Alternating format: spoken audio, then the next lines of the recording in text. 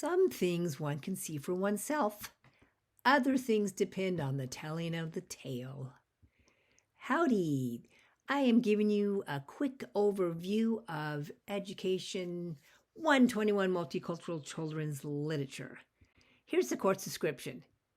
Education 121 is an examination of historical and modern children's literature and its impact on reinforcing stereotypes as well as fostering white privilege and American culture. There is a focus on children's literature which represents the diversity, with a capital D, that diversity, in America, and fosters an appreciation of the cultural values, identity, and heritage of those really, really important populations that make up a huge part of our society. Hello. So I live on Bainbridge Island. You see that right there? And I come to Sacramento via ferry to Seattle and airport and flying into Sacramento. And I come about once a month to teach a couple of live classes over the weekend. And the rest I do online, either sync or async. That's me. That's my dog, Jupiter. That's my twin sister who I live with. We're twins. Can you tell? Me, Karen. And a really important addition to the family, my grand grub, Rooney. Current day Rooney. I took this photo a couple days ago. So all three of my grown-ass kids live in this area. That's Miles on the left and Zoe on the right. They're twins, and my youngest daughter, Aiden. A lot of times up here on good old Bainbridge Island, I run a small preschool on top of teaching these college classes. But I'm taking a little time off because of my little grand grub, Rooney. But I get a lot of information from running preschools and thinking about multicultural children's literature. There's really a lot of connection there. Jupiter, crazy. So you took this class because it's a writing intensive class, right? And it's required for graduation. And you got to write 5,000 words in this class. Did you know that? I'm counting every single one of them. I'm counting every single one of those words. And so how do we generate those words? There's all sorts of ways to do it. And it still involves a lot of writing. But the bulk of the assignments in here, pretty much all of them, so I guess that's what the bulk means, right, are things that will generate those 5,000 words, right? So there's discussions about articles and videos. There's responding to classmates about those articles and videos. There's lectures and your responses, and there's book slams and your responses, and then there's reaction papers for a little more organized and formal response. And so that is a lot of writing.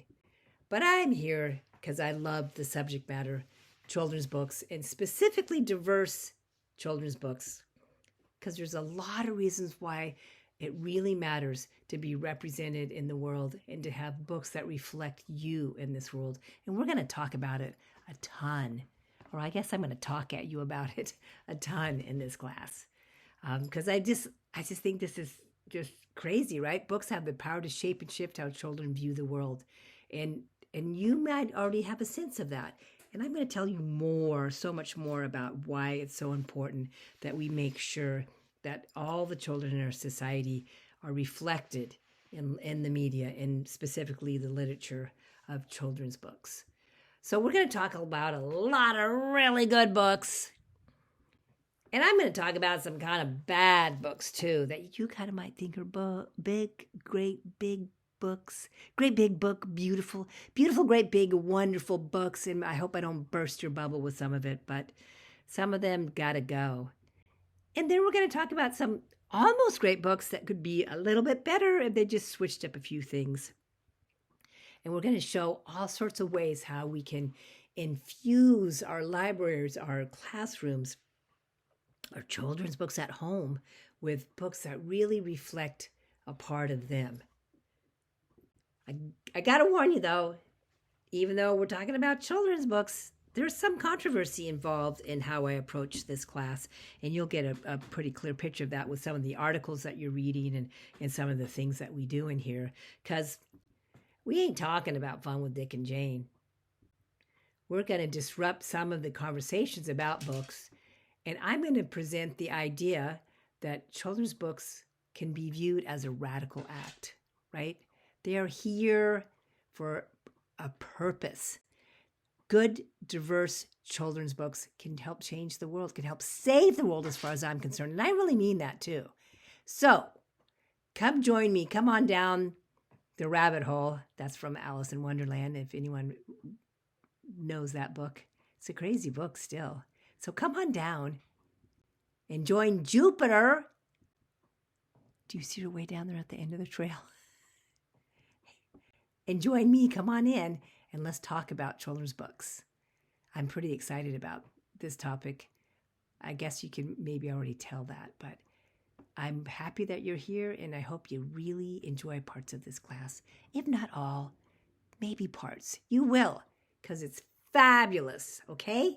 So talking at you soon. Thanks for listening.